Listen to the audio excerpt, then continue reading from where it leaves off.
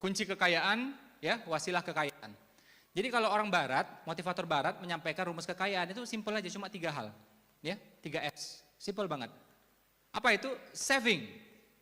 Apa itu saving? Hemat. Bukan nabung. Oh, ini keliru ini. Ya. Ya, benar, arti lainnya memang nabung, tapi di sini artinya berhemat. Ini saya kaget luar biasa, ya. Kaget luar biasa. Jadi ternyata Islam tidak pernah menganjurkan kita untuk menabung. Tunjukin dalilnya sama saya kalau ada. Yang ada cuma cadangan tunai, itu ada dianjurkan dalam Islam, 4 bulan dianjurkan. Tapi anjuran ada uang, tabung, tidak ada dalam Islam. Tunjukin sama saya kalau ada. Islam rasional banget. Kalau pengen kaya apa? Dagang. Kalau pengen kaya apa? Investasi. Tidak ada perintah untuk nabung. Guru kita bilang, kalau pengen kaya nabung. Kita lihat guru kita, ternyata nggak kaya juga dia. Ya, berarti ada yang salah ini. Ada yang salah dengan ini nih. Ya, dia bilang gini, dikit-dikit lama-lama jadi bosan. Nggak kaya-kaya, bosan kita nabung itu. Nabung, coba mohon maaf ya, bunga di bank berapa? 4%, 6%. Inflasi di Indonesia berapa? 10%. Gimana mau kaya coba? Islam rasional banget, dagang kalau nggak investasi. Ya, dagang kalau nggak investasi. Investasi artinya apa? Ada uang yang diputar, ngasih manfaat. Realnya gini, Islam ini konkret banget, real banget. Ya, jadi kalau agama yang ngajar kekayaan, itu Islam yang sangat real, sangat konkret. Contoh, Anda punya uang 200 juta, Anda tabung. Ya, Anda tabung, kena pertama inflasi, 1. Kedua, kena zakat 2,5%. 200 juta dipotong 2,5 jutanya. Berapa? Sekitar 5 juta. Jadi 5 jutanya langsung dipotong. Tapi 200 juta Anda putar dalam bisnis, untungnya 20 juta, yang kena zakat itu cuma 20 jutanya. Ya, 2,5 kali 20 juta. Jadi penaltinya lebih sedikit.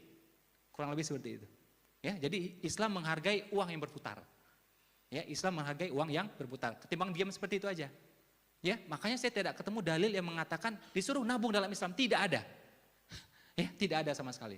Yang ada adalah cadangan tunai. Laki-laki baiknya menyiapkan cadangan tunai buat istrinya itu 4 bulan penafkahan. Biar istri itu tenang. Tapi kalau tiap tanggal 28 uang habis, nah, itu pasti istri deg-degan itu, ya. Istri harus dibikin tenang. Ya, karena istri dia punya namanya oksitosin, ya. Oksitosin itu hormon kasih sayang, hormon rahman rahim, ya. Kalau dia tenang, itu anak beres sama dia, rumah tangga beres sama dia. Tapi kalau dia deg-degan, kacau semuanya nih. Suami lihat dia juga nggak tenang, anak lihat dia nggak tenang. Ah, rumah tangga jadinya nggak enak. Nah, biar tenang, cobalah tanya ibu-ibu, itu ya. Kalau lagi stres, ASI susah keluarnya, betul apa betul?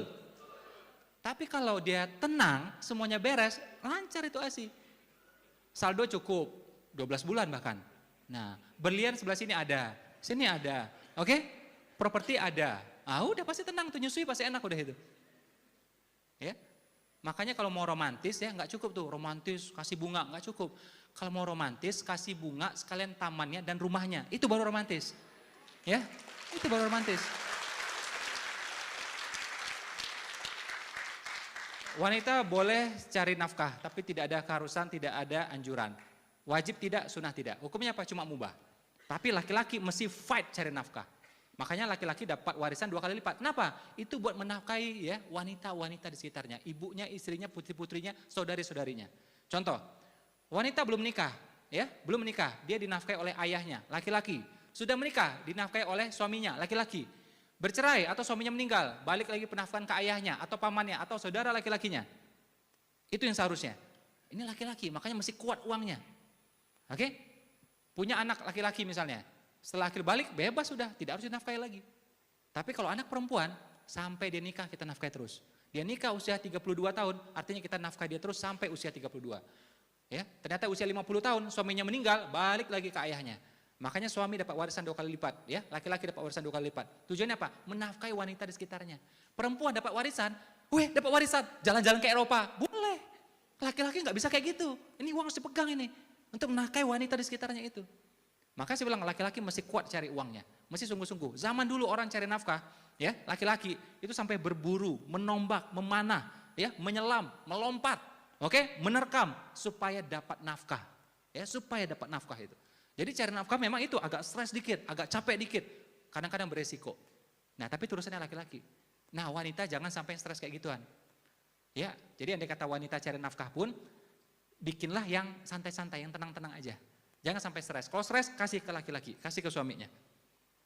Makanya kalau laki-laki dibanding wanita, wanita tidak harus bisa cari uang. Yang penting apa? Bisa minta uang. Itu aja. Bisa minta uang itu aja udah cukup. Ya. Ada juga wanita yang jenisnya jago nyari uang, jago banget nyari uang. Suaminya udah sembunyiin uang, dia bisa ketemu, dicari sama dia. Ya. Itu jago cari uang itu, ya. Suaminya pas tahu langsung bilang, ini uang sial ini. Ini uang sial. Udah capek-capek disembunyikan, ketemu juga uang sial berarti udah itu. Sial beneran sudah itu, ya. Nah, jadi itu saya bilang, memang kadang-kadang rumah tangga itu rumit sedikit ya. Rumah tangga rumit itu wajar. Kalau rumah tangga sederhana, semua itu bukan rumah tangga, tapi rumah makan itu. Oke? Ada yang ketawanya 2 menit kemudian gitu ya. Nah, itu micin efek ya. Nah. Jadi memang seperti itu. Laki-laki mesti kuat cari nafkahnya. Oke? Berhemat ini perintah buat dua-duanya, laki-laki dan perempuan, tapi lebih utama buat perempuan. Karena perempuan itu sifatnya yang menjaga. Hartanya suami, hartanya keluarga, ya, anak itu wanita yang menjaga. Jadi berhemat lebih banyak ke perempuan, walaupun ini tidak gampang bagi perempuan. Karena perempuan manapun pasti hobi shopping, miskin sekalipun hobi deh shopping. Ya, nggak punya uang misalnya, uangnya sedikit, ya udah pergi ke mall cari murah-murah, karet gelang lah, apalah gitu kan. Nah, pokoknya belanja aja udah gitu, ya.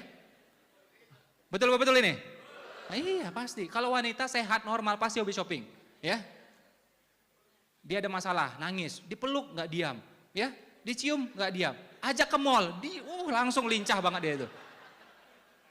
Itu fitrahnya wanita. Jadi kalau Anda melarang wanita untuk shopping, nggak bisa. Anda debat sama wanita itu persis kayak install software, nggak mungkin menang debat. Harus dibilangnya yes saja, yes, itu aja udah tuh. Kalau nggak ke-install itu ya, baru bisa jalan semuanya itu. Nah, artinya apa? Tinggal diarahin wanitanya supaya shoppingnya untuk keluarga, untuk rumah tangga dan diatur budgetnya. Cuma itu. Kalau dilarang nggak mungkin. Oke, dilarang nggak mungkin. Diarahin aja, ya, diarahin aja. Saving, hemat satu. Sekaya apapun Anda, berapapun income Anda, tapi nggak bisa saving, nggak bisa hemat, nggak bakal kaya, Ya, karena bocor terus dia, bocor terus. Dan barang tuh nggak ada selesai-selesainya. Tas, Kate Spade 4 juta, Michael Kors 5 juta, naik lagi, ya, Gucci 6 juta. Kapan selesainya coba? Louis Vuitton 12 juta, ya. Selesai Louis Vuitton? Enggak, ada lagi yang lebih tinggi lagi. Chanel 60 juta. Ya. Selesai? Enggak, ada lagi. YSL 80 juta. Ya. Selesai? Enggak, ada lagi lebih tinggi. Hermes pun ada lagi macam-macam. Limited edition lah, inilah. Enggak selesai-selesai. Mau berapa M pun ada harga tasnya. Ada. Gitu. Ya. Jadi kapan selesainya coba? Oke? Nah, jadi kitanya yang ngerem ya, kitanya yang ngerem. Saving, hemat. Yang kedua selling. Makanya orang kalau tidak suka selling, pasti hidupnya gitu-gitu aja. Kalau pengen perubahan, suka dengan selling, suka dengan dunia penjualan. Nah, saving itu ngerem. Selling itu ngegas. Dua-duanya masih ada. Yang cilaka rumah tangga, selling enggak ada, saving enggak ada. Kolaps itu pasti itu. Pasti ngutang aja hobinya itu udah. Ya. Dia enggak suka jualan, enggak suka nabung. Ya sudah, mau ngapain coba? Harusnya apa? Suka jualan, dapat untung, dapat profit, dapat komisi. Ini yang di saving. Nah, terjadilah selisihnya. Selisihnya diapain? Dijadikan shelter. Apa itu shelter? Tempat kita bernaung.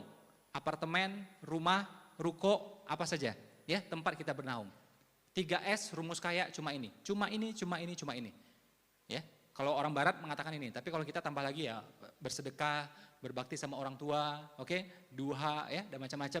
Nah, itu rezeki juga. Tapi kalau orang barat, motivator barat cuma nyampaikan 3 hal ini saja kalau Anda pengen kaya. 3 ini saja, nggak banyak-banyak. Saving, selling, shelter, cukup, kaya sudah.